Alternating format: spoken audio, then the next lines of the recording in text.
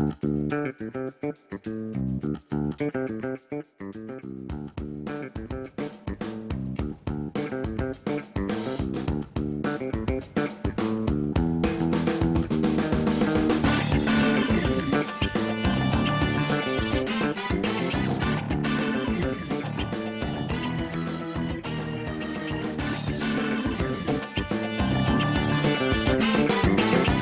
weekend, USDAA is hosting a course reviewers conference here in Atlanta, Georgia.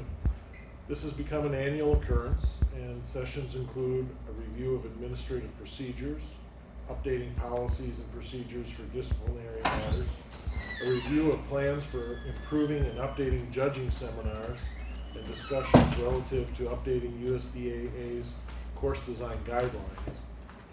This year, great attention has been given to providing better definitions of challenge elements for the different levels of competition and adding diagrams to add clarity. We are glad to be able to have this opportunity to let you hear directly from some of our course reviewers.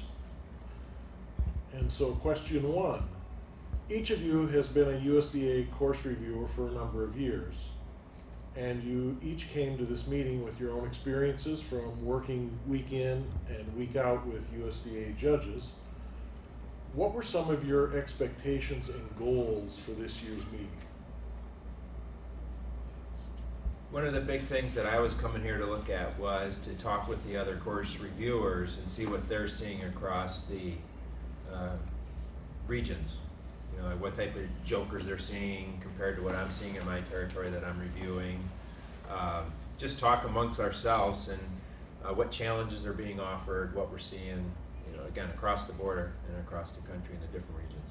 And also to help establish clarity so that all judges know what we expect when they turn in their courses, how to simplify the process to get courses in and back. It's also used to make sure we're all consistent in how we look at courses, how we review them. I think all of us can see the exact same issues with a course, but we all have different ideas of how to fix it. All right, question two. Judges are required to submit all courses for review, and this helps ensure that courses are safe, that they contain the appropriate challenges for the level of each course, and that the content, and that they're consistent from trial to trial. This obviously is an awesome task requiring a lot of effort and coordination. What is the process and how long does it take?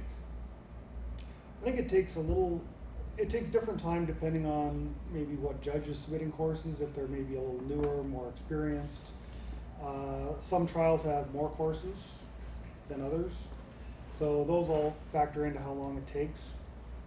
Generally, some courses only take a few minutes to review, others take significantly longer.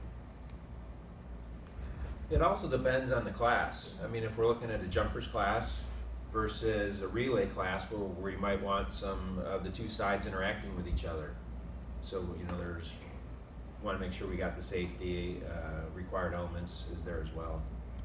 I think the other thing too is that when we have a new judge, I actually spend more time on those courses because it's all about not just kicking the courses back, say do this. It's also about educating the judge about what to look for and different things they can do to make the course either better or change it so that it doesn't always look the same each time. Yeah, and the other thing that I like to do is I like to make sure that the course, when I eventually get it settled, is still the judge's design. It's not my course. So usually when I'm trying to correct something and make it fit our guidelines, I give them several different options that they can select from, or just something to kick off the creative process so that we can bring the course in line with our guidelines. All right, question number 3. What do you look for initially as part of your review, and what do you look for in the designs? I think first off, we look for safety. That should always be first and foremost when we're designing courses, when we're reviewing courses, and even when we're out there tweaking and even running courses. There are plenty of times when we may miss something and a handler would come up and say, would you mind taking a look at this? Secondly, I think we all look at making sure we have all the required obstacles. And do the courses meet the requirements, meaning do these courses have the challenges, the appropriate challenges for that level of course and that class? Plus, are those challenges presented in a manner that's commensurate with that class level? Also, do most courses require some modification? And if so, generally what kind? Usually, probably the modifications we make the most are to make sure it's appropriate for the level. We spent a lot of time last year and this year thinking through the types of challenges we expect to see at each level, and we're going to be coming out with an expanded course design guidelines document that'll show our thinking on that, and that's really a lot of it. Particularly, I guess we worry about it more at the starters level than anything else. It's really appropriate, it's really important to remember that these are new people, new dogs, and they need to get challenges that are appropriate to that level. If changes are made to a course, whose course is it, and who's ultimately responsible for the way the course performs?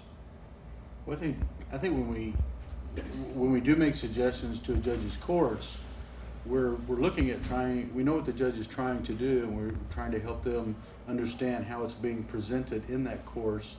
It's still the judge's responsibility to either use those suggestions in a way that they're comfortable with or come up with new ones. So ultimately the course should always be their responsibility. But it also goes back to what Janet was saying earlier, in that we're not trying to make it our course, we're trying to make it level appropriate and safe, and the things that we identify quite often are just that, to keep it the handler's course while making it right.